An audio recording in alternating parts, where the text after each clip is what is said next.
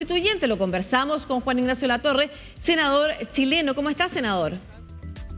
Hola, Lucía, ¿cómo está? Muy bien, muchas gracias. Por el contacto. Muchas gracias a usted por conectarse con toda Latinoamérica que ha estado preocupado del proceso constituyente. Nosotros iniciamos nuestras transmisiones en DNews precisamente a mitad del año pasado, cuando el proceso constituyente estaba no en pleno curso, ya terminaba su redacción, el texto, y por supuesto nos ha acompañado toda Latinoamérica en lo que ha sido este proceso, y hay interés por parte del resto de los países que nos ven por saber qué pasará, si Chile tendrá o no una nueva constitución. ¿Qué es lo importante de lo acordado ayer en el Congreso? Sí, esta, hay que recordarlo, es una segunda oportunidad que tenemos como país para redactar una nueva constitución nacida en democracia, dado el fracaso de alguna manera, el triunfo del rechazo en el proceso anterior, el plebiscito del 4 de septiembre, donde el pueblo de Chile dijo de manera muy contundente que no aprobó un texto, una propuesta que se le hizo, pero no quiere decir que el mismo pueblo quiera una nueva constitución democrática, ¿no? Entonces eso implica hacer una revisión, un análisis de las cosas que no funcionaron bien del proceso anterior, que no le hicieron sentido a la gente, y buscar una segunda oportunidad que es una apuesta. Acá no está garantizado el éxito, pero es una apuesta donde luego de 3 meses de negociación entre las distintas fuerzas políticas de la derecha, del centro, de la izquierda, las que tienen mayor representación parlamentaria, digamos, en nuestro país, acordamos un nuevo diseño para un nuevo proceso constituyente. Y esto tiene varias etapas. Hay una etapa que consideramos muy importante, que la ciudadanía también valora, que es la incorporación de expertos y expertas que empiezan a trabajar antes, es decir, empiezan a trabajar en marzo de este año, a elaborar un anteproyecto de nueva constitución. Y para eso las distintas fuerzas políticas tenemos que acordar una lista de representantes desde la Cámara de Diputados, ¿no? 12 expertos paritarios, y desde el Senado. Y en esas negociaciones y en esos acuerdos hemos estado estos últimos días, y hoy día se tiene que ratificar por 4/7 en ambas cámaras las listas de expertos. Y lo mismo el árbitro, o este comité técnico de admisibilidad que se llama, que es un árbitro de especialistas, más bien juristas, ¿no? de connotada trayectoria profesional y académica, juristas en derecho constitucional principalmente, que van a estar solo si es que el órgano constituyente hace un requerimiento para decir si alguna norma puede transgredir una de las bases acordadas, porque otro elemento de este nuevo proceso constituyente es que acordamos un conjunto de bases constitucionales que son como grandes orientaciones, grandes principios que luego tienen que desarrollarse en su contenido, claro, que no pueden ser transgredidas. Sí, le quería comentar que otra cosa que se aprobó ayer en la Comisión Bicameral es lo que mencionábamos, ¿no es cierto? El reglamento de funcionamiento de estos órganos, que será revisado hoy en sala. ¿Cuáles son los puntos más importantes de ese reglamento, senador? A ver, es un reglamento largo que tuvo muchas indicaciones, fue un trabajo muy largo esa comisión bicameral, hasta toda la noche estuvieron tramitando las indicaciones, y básicamente lo que hace es recoger la experiencia anterior. Hay un grupo de secretarios del Congreso Nacional que hicieron una sistematización del mismo, de cosas que funcionaron bien, cosas que no funcionaron bien, y además se complementa con el reglamento que tiene hoy día el Senado del Congreso Nacional. Pero además se incorporaron indicaciones vinculadas a la participación ciudadana, por ejemplo, las distintas etapas, a regulaciones de los distintos espacios, es decir, del Comité Técnico de Admisibilidad, de los expertos y del órgano constituyente, tiempos, procedimientos, por ejemplo, cuánto tiempo tiene que demorarse el árbitro para fallar, si es que una norma transgrede o no unas bases, cosas de ese tipo que queden bien regladas, es decir, que las reglas del juego estén muy claras al momento de comenzar a trabajar. ¿Esto por qué? Porque en el proceso anterior, recordemos, una vez que fueron elegidos los nacionales constituyentes, demoraron algunos meses, no recuerdo si fueron 3 meses o así, claro, en elaborar el reglamento, que son las reglas del juego, ¿no? Y eso no es tiempo perdido, es un tiempo que sirve para que el proceso luego fluya y sea bien llevado. El tema es que ahora no teníamos tanto tiempo, porque este proceso es más acotado, y por tanto era bueno comenzar ya con un reglamento dado, aprobado por el Congreso Nacional, pero con apertura a la participación ciudadana. Se le encarga a las universidades que puedan elaborar y sistematizar cabildos y participación ciudadana, va a haber iniciativa popular de norma. Es bien relevante ese punto, senador, porque usted comentaba, hay un rechazo a la propuesta constitucional, pero no necesariamente un rechazo al proceso constituyente. Y una de las características que ha levantado críticas de este proceso que hoy se discute y se elabora y se diseña en el Congreso Nacional tiene que ver precisamente con la participación de expertos o el señalamiento de bordes que constreñirían la discusión constituyente, ¿no es cierto?, que debiera ser abierta, libre, y la participación de expertos que son designados por los partidos políticos. Todo eso ha generado discusión, entendiendo el proceso constituyente como un proceso que debiera ser ampliamente ciudadano. Sin embargo, el proceso anterior, por parte de algunos constitucionalistas relevantes, tanto de Chile como del mundo, también careció de una participación que fuera significativa en los momentos deliberativos, no solamente en los procesos de apertura y cierre del proceso en general, ¿no es cierto?, con los plebiscitos de entrada y de salida, sino que en la etapa deliberativa, pese a que se hicieron estos mecanismos como de propuesta de normas que se tenían que discutir. ¿Cuáles son aquellas fórmulas que usted cree que distancian del proceso anterior respecto de la participación, la abren, pese a estas instancias que constriñen la discusión por sus bordes, porque hay expertos que luego van a redactar dentro de esos bordes una nueva propuesta, en fin, y reducen la discusión de alguna manera, pero que permitan legitimar el proceso ante la ciudadanía?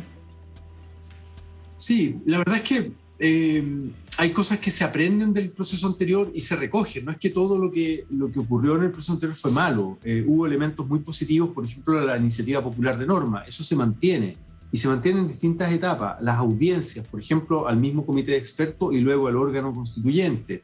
La participación digital para que mucha gente que está sobre todo en regiones, porque este proceso, claro, se lleva en Santiago más bien, y mucha gente que está en regiones no puede ir a Santiago a una audiencia que la van a escuchar 15, 20 minutos y por tanto facilitar a través de las universidades regionales y a través de plataformas digitales la participación, cosa que sea un proceso abierto a la ciudadanía. Ahora, uno, claro, tiene a veces la pretensión de que van a haber millones de personas siguiendo el proceso y participando y opinando, y eso es complejo de sistematizar.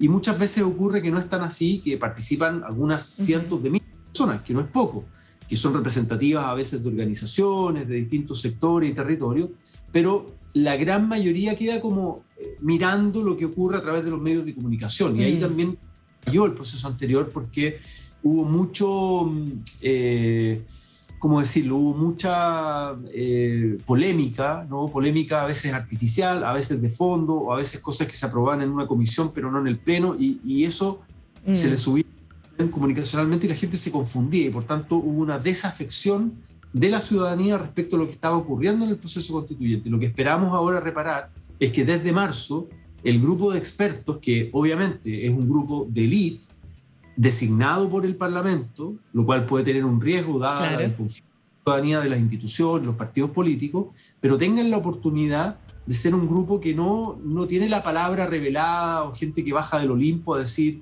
la verdad absoluta y a defender sus tesis, sino que más bien den testimonio de que es posible llegar a acuerdos, a deliberar con un buen nivel, con respeto, sin descalificaciones. Senador, este debate se abra a la ciudadanía, que la gente pueda observar y le dé confianza que ese proceso parte bien. Y luego el órgano constituyente tendrá que continuar en menos tiempo, esto hay que decirlo, un tiempo más acotado. Luego en el plebiscito de salida, igual el pueblo soberano va a tener la última palabra. Si no le gusta el texto o no le gusta el proceso, igual puede rechazar en el plebiscito de salida. Senador,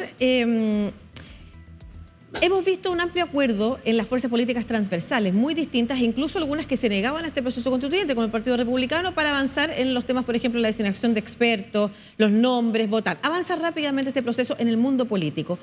¿De qué cree usted que va a depender que efectivamente sea un proceso que contribuya en la crisis social, política e institucional que tiene Chile, que va más allá del acuerdo en las cúpulas políticas? Sí, a ver, dos cositas. Una, con el Partido Republicano, ellos fueron invitados a una mesa. Todas las fuerzas políticas fueron invitadas al día siguiente del plebiscito por el presidente Boric en La Moneda, y luego continuó esto en el Congreso Nacional y hubo todas las mesas, todos los partidos estuvieron en la mesa, pero luego se fueron bajando. El Partido Republicano claramente tiene una postura política, ideológica, de mantener y conservar lo más posible la Constitución del 80, el legado de Jaime Guzmán, de la dictadura cívico-militar. Esa es mi interpretación, y por eso ellos no les gusta este proceso, no lo defienden y van a hacer, creo, lo posible por intentar boicotearlo. Esa es mi impresión. pero creo que hay un conjunto de fuerzas políticas, y me atrevería a decir también sociales, de la sociedad civil, del mundo de la cultura, del mundo académico, que entienden que Chile necesita una nueva constitución, necesita dejar atrás una constitución de origen ilegítimo que nace en dictadura en los años 80, que ya cumplió un ciclo político, que ya está obsoleta, que fue construida en un escenario no solo de dictadura y de una dictadura además de derecha, conservadora, lo cual impone una visión de la sociedad, sino que además en un contexto de seguridad interior del Estado, de Guerra Fría, de anticomunismo, etc. Y por tanto no se hace cargo de los desafíos del siglo XXI que tienen que ver con otra lógica, con cómo defendemos la democracia, la profundizamos, cómo garantizamos derechos sociales para la ciudadanía, cómo nos hacemos cargo de la crisis climática y ecológica, cómo generamos una descentralización que sea efectiva, el poder de las regiones, pero al mismo tiempo mantener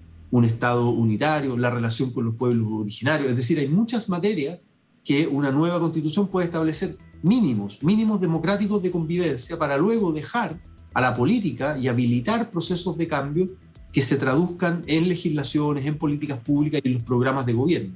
Es decir, no pretendemos que la constitución dicte todo y sea, por decirlo así, una orientación maximalista, sino que tenga un componente de mínimos democráticos de convivencia que habilite la discusión democrática posteriormente. Senador, para cerrar hoy día la Cámara de Diputados y Diputadas resuelve la acusación constitucional contra la exministra de Justicia, Marcela Ríos. ¿Qué espera usted que suceda en ese encuentro?